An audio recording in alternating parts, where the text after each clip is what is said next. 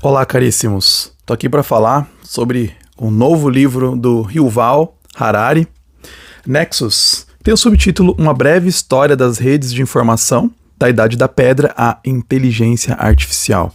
Eu já vou dizendo de começo, de saída, que é um dos piores livros que eu já li na minha vida.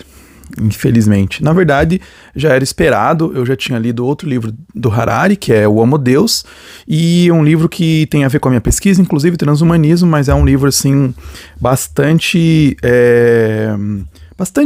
reducionista, né, transhumanista, cientificista, e então eu já sabia, quando eu vi o lançamento desse livro, né, eu já sabia que eu ia ter que ler, porque também faz parte da minha pesquisa agora, né, eu estou indo para pesquisar cibernética, principalmente ali no início da era da computação, década de 1940, então eu me interesso bastante com inteligência artificial e eu tinha uma obrigação moral de ler esse livro, mas eu já esperava que ele fosse ruim, mas ele conseguiu superar essa péssima expectativa que eu tinha. Então eu vou dizer para você, até para você poupar o seu tempo aí de realmente não ler esse livro, eu não recomendo. Então eu vou dizer as partes, os problemas, vou falar que tem algumas coisas interessantes, né, mas vou mostrar aqui a estrutura do livro, alguns argumentos que ele apresenta. Então assim, são três grandes partes no livro. Tem a primeira parte, redes humanas, que ele vai dizer daí o que é informação, né, falar sobre o papel da narrativa das histórias, questão dos documentos, né, que surgem nessa ideia de informação como uma rede humana. Depois segunda parte vai falar da rede inorgânica, né, como que é uma rede que pode estar, né, ligada não só por questões de silício, né, questões materiais, mas também essa parte inorgânica dos seres humanos, né, a importância dos seres humanos e também essa questão que é falível, né, a informação é falível, uma discussão que é importante. Depois ele vai falar sobre, na parte 3, a política computacional, vai falar sobre democracia, totalitarismo e a cortina de silício, né? Então, que também são temas muito importantes. Então, o principal argumento do livro, né, é que a humanidade obtém poder construindo grandes redes de cooperação. Isso é histórico, é normal em toda a história. Mas esse é o ponto do Harari, essas redes são construídas de uma forma que predispõe os humanos a usarem o poder de modo pouco sábio. Então, o problema que a gente tem, segundo Harari, é um problema de rede, né? Essa ideia dele, essa ideia que ele vai falar, né, que então precisa ter uma questão de cuidado de como gera essas informações. Tem uma coisa que checa essas informações e a maneira como elas agem. É até um oposto de um outro livro que eu gosto muito, sobre redes também, né, que eu recomendo, e depois eu vou falar de novo, tem um vídeo no meu canal que eu recomendo bastante, tá, para todo mundo, que inclusive, né, ao invés de ler o Harari, vá ler esse aqui do Neil Ferguson, A Praça e a Torre. Então ele vai falar, né, como que as redes, ele não é inocente, né, o Ferguson, mas é muito bem colocada a argumentação dele e a construção dessas redes, a importância dessas redes, e os seres humanos sempre construíram redes. Também ele parte desse argumento, dessa ideia aí de que os seres humanos obtêm poder por redes de cooperação, mas ele tem uma visão bem diferente do Harari, né, dessa visão, às vezes, que ele coloca um poder muito grande nas redes e que essa visão que ele coloca que tem que ser também analisada por cima, sempre tem que ser verificada essas redes, né? Então tem toda essa discussão muito forte, né, de verificação e tal, que é importante, mas a forma como ele coloca, apesar dele falar que ele não é ingênuo, acaba sendo ingênuo, né? Então ele fala assim que, até criticando quem tem uma visão ingênua de informação, ele fala que que defende, né, essa noção ingênua da informação, de que se tem a ideia de que quanto mais informação, mais as pessoas vão estar bem informadas e vão ter mais conhecimento. Ele fala que isso é uma visão ingênua, né? Então não é. Quanto mais informação a gente não vai ter verdade. Isso aqui realmente ele tem razão, né? Porque realmente a informação muitas vezes, ou algumas vezes, leva ao erro e não à verdade. A gente tem fake news, a gente tem, né, enfim. Então, não é mais, né, ter mais informações, coletar mais informações, a gente não vai ter. A gente vive na era da informação e nem por isso a gente tem aí uma noção de pautada pela verdade, né? Então, para o Harari também, a IA, ela não é mais só uma ferramenta, ela é um agente, porque ele está entendendo que a IA está como o monstro do Frankenstein, né? Dr. Frankenstein está tomando suas próprias rédeas, está tomando suas próprias vontades, assumindo suas próprias vontades. Então, a culpa não são dos seres humanos, né? Pode até ser na parte de que eles construíram essas ferramentas, mas agora ela já está se virando um agente, né? Então, o objetivo do Harari, né, mostrar que a história não é determinista, então a gente não está assim, tem esse objetivo que a gente vai ser dominado pelas IAs e tal, né? A história não é nesse sentido. Ele defende que a gente tem que fazer algumas escolhas, a gente pode moldar, né, a tecnologia, essa a visão que ele tem, né? Então, só que a colocação como eu disse, tem uns pontos interessantes, mas o que ele coloca, às vezes o diagnóstico até pode estar correto em alguns momentos com relação à inteligência artificial, a maior parte das vezes não está correto, mas mesmo os diagnósticos, mesmo as soluções que ele coloca são muito fracas, né?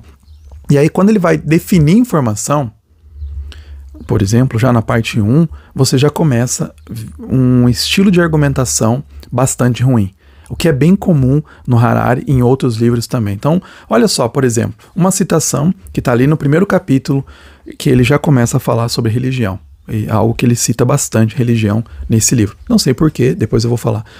Porque que ele diz que ele colocou bastante religião. Então ele fala assim, citando o Harari: a Bíblia comete muitos erros graves em sua descrição, tanto em assuntos humanos, quanto dos processos naturais. O livro de Gênesis afirma que todos os grupos humanos descendem de uma única família que vivia no Oriente Médio cerca de 4.000 anos atrás. Né? Então, assim, a Bíblia não fala isso, né? A Bíblia não coloca essas datas. Cerca de 4.000 anos atrás, da onde que ele tirou essas datas? Né? Até tem gente que fala, né? Mesmo os que defendem, os defensores da Terra Jovem, que é uma interpretação, não falam, né, essa data, 4.000 anos atrás. Não? Então, é muito comum o Harari ele começar uma discussão sobre um certo tema nesse livro, daí ele descamba a falar de religião e com interpretações bem furadas, né? E detalhe, ele só fala mal do judaísmo e do cristianismo, nada de outras religiões, né? Curioso isso. Então, você mostra que ele tem bastante indignação com o judaísmo e o cristianismo. Lembrando que ele é israelense, né? Ele é um historiador israelense. Então ele teve essa influência bastante, né, do judaísmo, do cristianismo, mas ele tem interpretações muito ruins, né? Qualquer pessoa que tem um pouquinho de conhecimento de história do cristianismo, não precisa ser cristão, vai perceber que ele tem muitos equívocos com relação à religião, né? Dificilmente ele acerta uma quando ele está falando sobre religião. Olha, por exemplo, essa passagem já no capítulo 2, onde ele está falando sobre a importância das histórias, como que as histórias conectam as pessoas e tal, né? Ele fala assim, ó: a Constituição dos Estados Unidos era na essência distinta das histórias que negavam sua natureza ficcional e alegavam ter origem divina, como os 10 Mandamentos. Tal como a Constituição americana, os 10 Mandamentos endossavam a escravidão. O 10º mandamento diz: não cobiçarás a casa do teu próximo, não cobiçarás a sua mulher, nem o seu escravo, nem a sua escrava. Isso implica, olha o que ele fala, que Deus concorda com que as pessoas tenham escravos e só objeta que se cobicem os escravos alheios. E daí ele fala isso. Por isso é que o texto bíblico segue endossando a escravidão até hoje. Da onde que ele tira esse tipo de ideia, desse tipo de noção? Em que lugar você vai ter, os cristãos podem ter na história, os cristãos usado a Bíblia de maneira equívoca para apoiar a escravidão, né? Mas nós vemos, por exemplo, os primeiros abolicionistas, inclusive usando a própria Bíblia, os cristãos, os primeiros abolicionistas eram cristãos lá na Inglaterra. Então você não dá para dizer que até hoje a Bíblia está endossando a escravidão. Ninguém em sã consciência vai fazer uma afirmação dessa.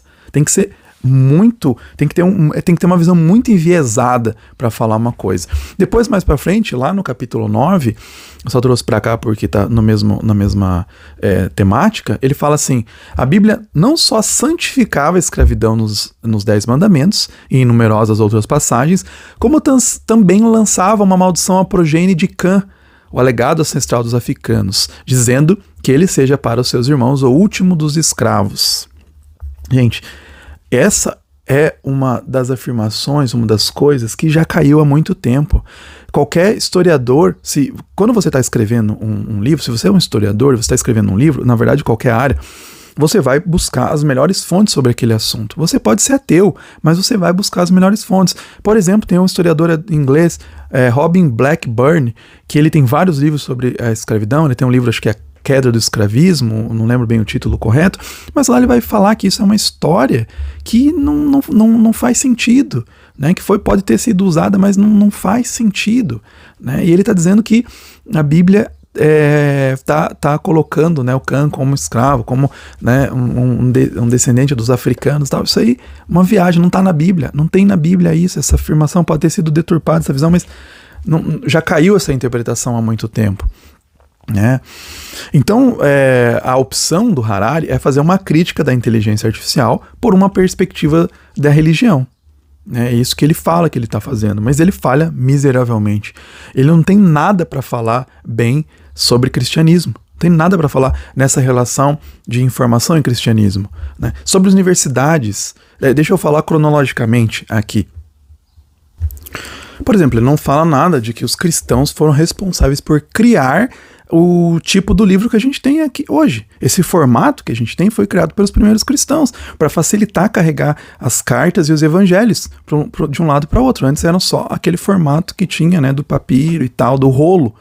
Inclusive é bem contado nesse livro aqui, se você tem curiosidade, um livro, sim, esse sim, de um historiador, né, na verdade um professor de literatura comparada, que vai trazer esses dados aqui, o mundo da escrita, do Martin Puchner, como ele vai mostrar aqui, né, que os cristãos foram. Então não tem por que você deturpar informações históricas para defender o seu argumento. Isso é um pecado capital do historiador. Você deixa de lado informações só porque aquela informação contradiz o seu argumento ou contradiz a sua ideia, a sua argumentação. Então a ideia dele é dizer: o cristianismo foi ruim para a informação. E se você vai ver criação dos livros, depois você vai ter as universidades cristãs, a prensa, tudo isso ele vai jogar e vai dizer: não, isso não foi importante, né? Então ele fala, por exemplo, que as instituições de curadoria, e isso tem um ponto no argumento dele, né, a ideia dele que precisa ter instituições de curadoria, inclusive para as informações. Então ele vai dizer assim: não foram as universidades que trouxeram a revolução científica, foram as instituições de curadoria, que eram aquelas instituições que se tinham como Royal Society na Inglaterra e tal, né? Então, foram essas que trouxeram, porque elas faziam, digamos, uma correção do conhecimento que estava nas universidades. Mas isso, sim, eu nunca vi esse tipo de argumento, tá? E eu me interesso pela questão do papel das universidades no desenvolvimento científico e tecnológico, e eu nunca vi um autor afirmar uma coisa dessa. Então, ele quis, sei lá, dar uma tese nova, né, e tal, mas muito ruim. Ele não fala nada das universidades. Então, ele critica, mas ele fala dessas instituições de curadoria, porque ali era, né, talvez não fossem tão cristãs. E como ele é um cara bastante cientificista, então, né, o papel da ciência e tal, não da religião. A religião não teve nenhum papel no desenvolvimento científico e tecnológico. O que teve foram outras instituições, né? Então, não faz sentido, né? Porque essas instituições, inclusive, né, como o Royal Society, vão surgir no século XVII.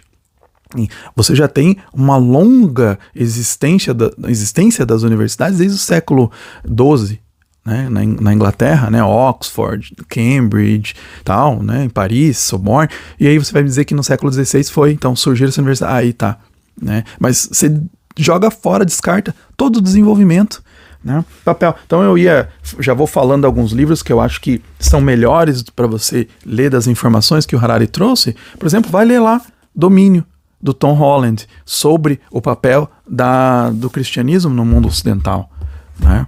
Que não tem descarte. Sim, é feito um historiador com uma rigidez, não rigidez, mas com uma busca bibliográfica, com umas fontes exatas das informações. Não há, mesmo um autor aqui que ele fez a pesquisa, o Tom Holland, né, começou como um autor que totalmente ateu, né, e vou fazer uma pesquisa sobre a história, porque ele era um historiador do mundo antigo, então ele quis escrever sobre a criação, né, do cristianismo, a criação dessa mentalidade ocidental a partir do cristianismo, e assim sim você tem um historiador muito mais exatos e fidedigno com relação às suas fontes. Então ele fala assim que está falando bastante sobre mecanismo de correção e ele vai dizer que a igreja não tem mecanismos de correção. É assim porque é e pronto. Mas será que é realmente assim? Será que a gente não tem mecanismo, não tem teólogos escrevendo, dizendo? Você tem desde o início da igreja. Os teólogos escrevendo. Paulo escreve cartas e falando, o sujeito lá, o fulano lá está equivocado. Agostinho depois, olha só, tem um constante aperfeiçoamento, uma constante correção de posicionamentos ao longo da história. Né? E ele vai dizer que não, que tem só são, né, o que a gente precisa na sociedade que a igreja não teve. Então a gente não tem que se inspirar na igreja, a gente tem que abolir a igreja. A igreja é uma coisa que não deve existir, porque ela é, né, ou deixa lá, ele não fala assim, né, nesse sentido, não deve existir, mas deixa pra lá e são coisas só de fiéis que não tem que ter impacto nenhum na sociedade, porque não tem esses instrumentos de correção. Né? Um absurdo. E ele vai falar depois sobre, quando ele está falando sobre a questão de democracia e totalitarismo, né, ele vai falar dos métodos usados por líderes autoritários para enfraquecer a democracia e atacar os mecanismos de autocorreção. É justamente isso. Faz sentido, né? Claro. Então, os caras que lideram a informação, eles vão atacando, né? Não querem ter correção, não querem ter. Mas aí a gente tem que 2 pontos aqui é importante, que esse tal mecanismo, que ele não explica como que deve funcionar, né, mas esse mecanismos de correção não necessariamente é uma coisa que vai trazer a verdade. Você vê lá que no 1984 tem um mecanismo de correção, mas é um mecanismo de correção falsa. Né? Então, se escreve uma história lá da Eurásia e tal, que ela tá guerreando com não sei o quem, de repente eles ficam em paz, né? E aí reescreve de novo a história. Então fica sempre reescrevendo, tendo uma autocorreção. Então, assim, instrumento de autocorreção não necessariamente é uma coisa boa. E ele fala, isso é o Paladino, isso é a coisa que vai resolver os problemas da inteligência artificial. É mecanismos de autocorreção. Mas ele não explica como seriam esses mecanismos de autocorreção. Então é muito frágil os argumentos dele e muito frágil, né, as ideias que ele coloca para apoiar esses argumentos. Então, assim, é um castelo de cartas que você tira ali facilmente qualquer carta e cai todo esse prédio de argumentação, porque é muito fraco.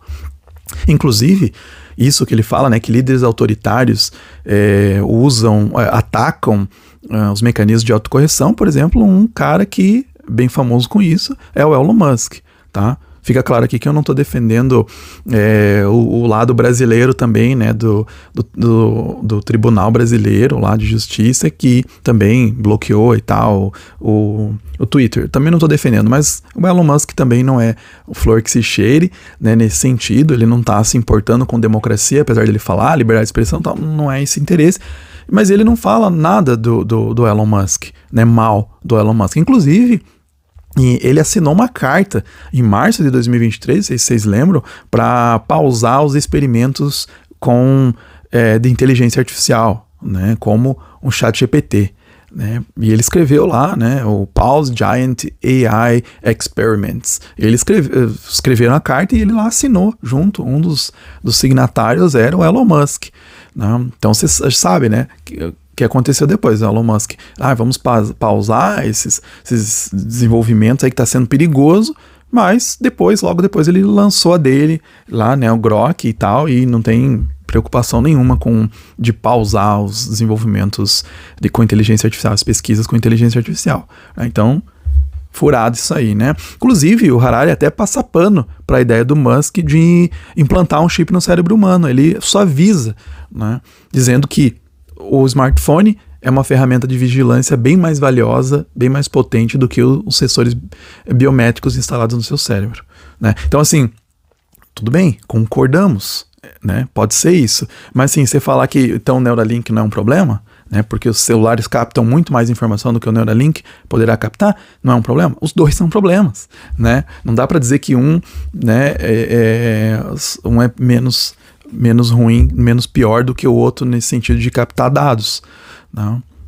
Assim, para fazer justiça, ele traz algumas fontes, alguns dados interessantes, né, nesse livro Nexus. Mas tudo que ele escreve de correto tá melhor escrito em outro lugar, tá melhor desenvolvido em outro lugar. Porque muitas vezes ele também não desenvolve as ideias, não vai muito à frente, né? Então é problemático, né?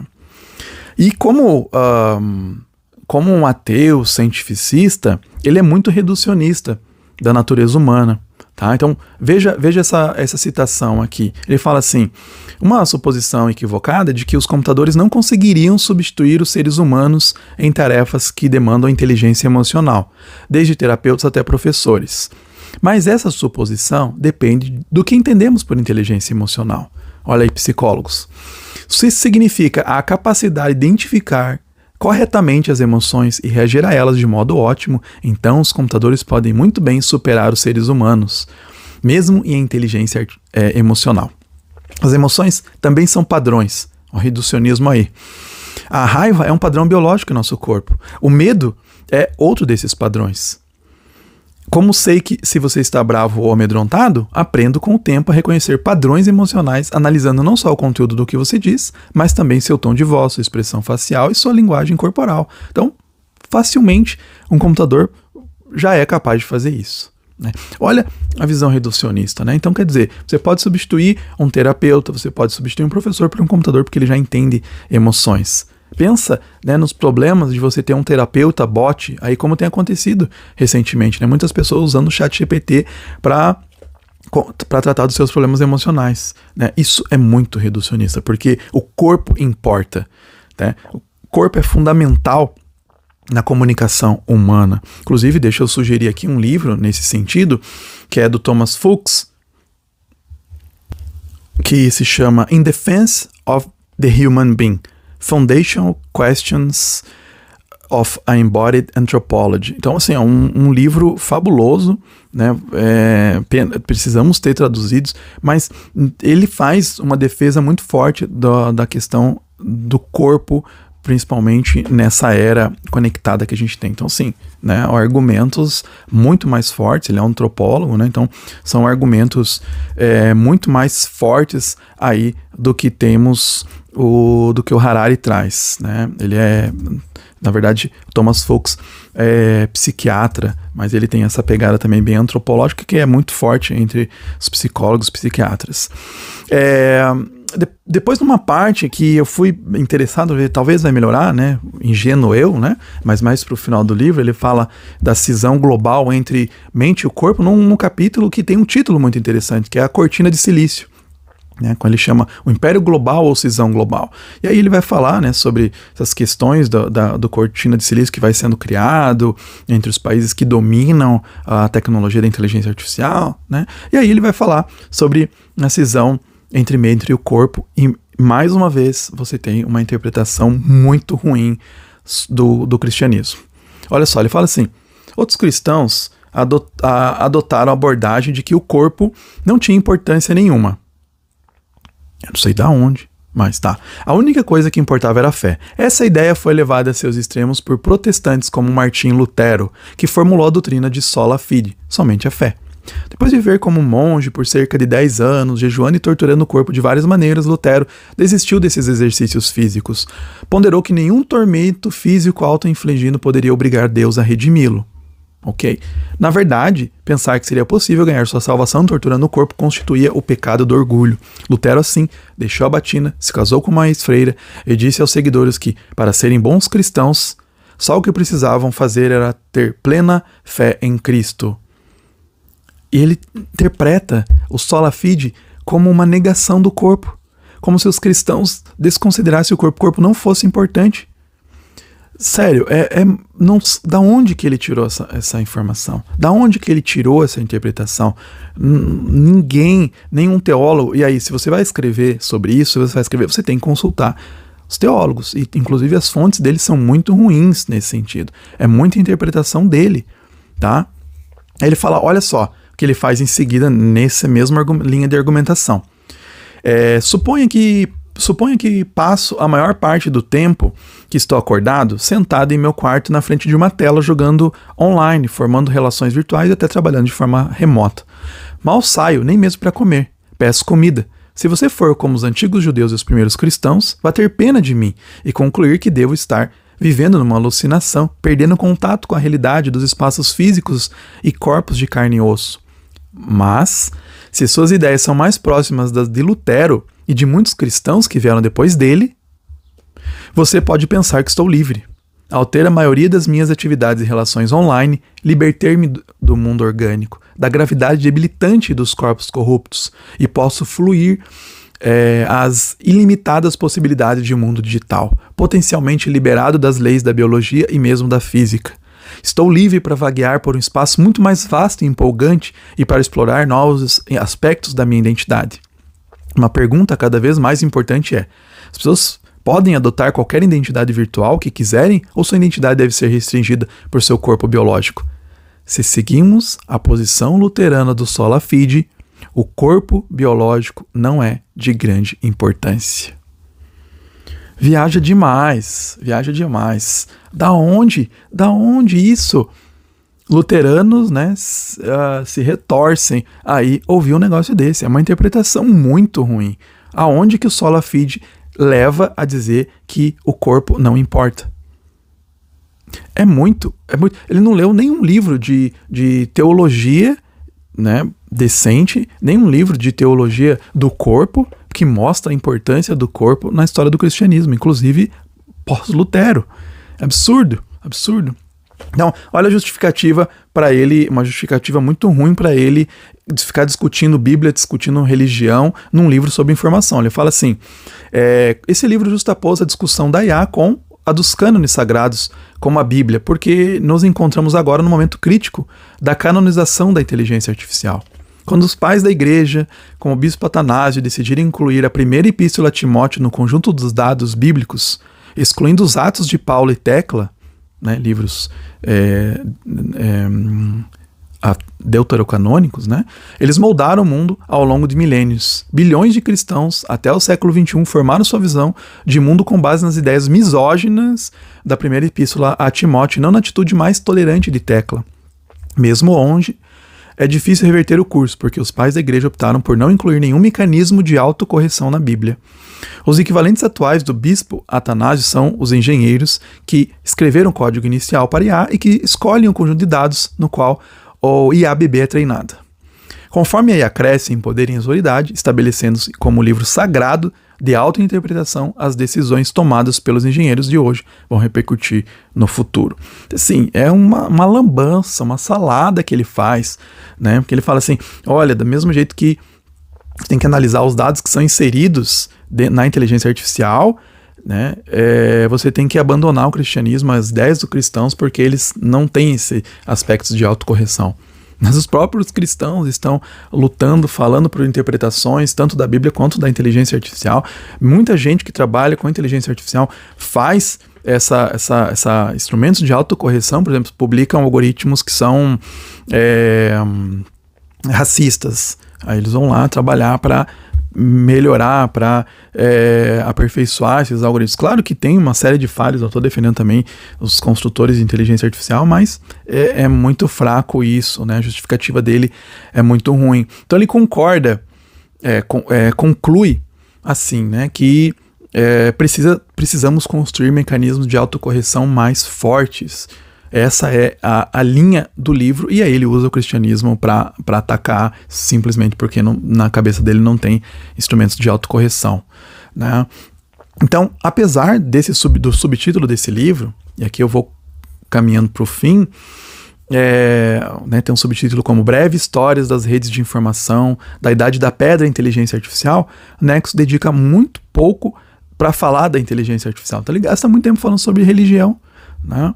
Então é muito superficial, né? E a análise dele histórica é apressada, superficial e bastante equivocada, né? Então, assim, para um historiador são falhas muito grandes, né? Então faz muita generalização, não tem um rigor acadêmico forte. Se isso aqui fosse uma tese de doutorado, não passaria, né? Porque é muito falho, muitos argumentos falhos mesmo, né? E me impressiona que no final ele fala que ele tem até grupos de pesquisadores fazendo pesquisas, ajudando nas pesquisas para esse livro.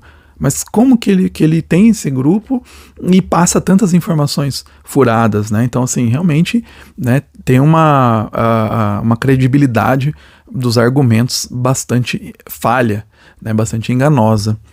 Não simplifica demais vários tópicos, né? Então, como eu disse, no que ele está falando de acertado, nas poucas coisas que ele acerta, você tem muitas outras obras aí que podem ajudar, eu já vou até mencionar. Então, assim, livro realmente fraco, né? Eu vou indicar agora outras obras aqui que são bem melhores do que ele tem para dizer. Eu já mencionei aqui, né, o livro do Tom Holland, da parte cristã, mas você pode ler os livros do Jacques Le Goff, todos os livros dele, se você quer conhecer um pouquinho mais sobre religião. Se você quer conhecer, inclusive, sobre teologia cristã, vai nos livros do N.T. Wright, qualquer livro. Lá você vai ter uma visão bem melhor, né, daí sim, de um cara, né, cristão. Mas eu substituiria esse livro, a leitura desse livro, Nexus, por esse aqui, né, A Praça e a Torre. É um livro do Neil Ferguson, deixa eu ver aqui a data, de 2017, traduzido para o Brasil 2018. Então, como história da inteligência artificial, da questão das redes, é fabuloso esse livro. Eu uso em sala de aula com os meus alunos em História da Tecnologia. É muito bom, muito bem pesquisado. Assim, é uma visão muito melhor. Outro de historiadores aqui, a gente tem nessa questão da informação, o grande clássico aqui que a gente tem, A Informação, do James Gleick, tá? É um livro, A Praça e a Torre tem vídeo aqui no canal também, você pode olhar. Essa informação não tem, esse livro, mas ele está fazendo uma pesquisa sobre essa questão da informação muito mais vasta e muito mais rígida com relação às fontes que ele está usando. Inclusive, ele é um jornalista, tá? E é impressionante como o cuidado com a história é muito mais forte, com a historiografia é muito mais forte aqui do que no historiador profissional como é o Harari, tá? Então, indico demais. Uma questão de história do Vale do Silício, história da computação, esse livro aqui, né, apesar de ser bem otimista com relação a era da informação, ainda assim é muito mais recomendável, né? O Código, da historiadora Margaret O'Mara. Então, né, vale bem a pena também. Um livro que eu gosto bastante também, utilizo em sala de aula, é esse aqui, Os Inovadores, do Walter Isaacson, onde ele vai fazer uma biografia da Revolução Digital, tá? Então, assim, também muito mais interessante para a gente pensar e ter uma visão crítica da inteligência artificial e da computação, sem ser assim pessimista total. Então, eu tenho outros aqui também que eu indico, né? Esse aqui já tem em português, tá? Erro no sistema, né? System Error. Eu tenho só esse aqui. Como que a Big Tech deu errado e como a gente pode reiniciar, né, a Big Tech. Então tem uma crítica aqui, que é o que o Harari pretendia fazer, mas foi bem ruim, sobre os desafios da inteligência artificial, né, e sobre o Big Tech. E ele cita dois livros aqui, dois autores, que, né, também, se você não leu, não perca tempo lendo o Nexus do Harari, vão ler esses livros, que é a Shoshana Zuboff, A Era do Capitalismo de Vigilância, tem vídeo aqui no canal também, fabuloso, sensacional, aí sim ela vai mostrar os problemas, vai indicar muito mais profundo do que simplesmente dizer, tem problemas e tal, e vamos criar mecanismos de correção, mas que mecanismos são esses? A Shoshana Zuboff indica, aponta.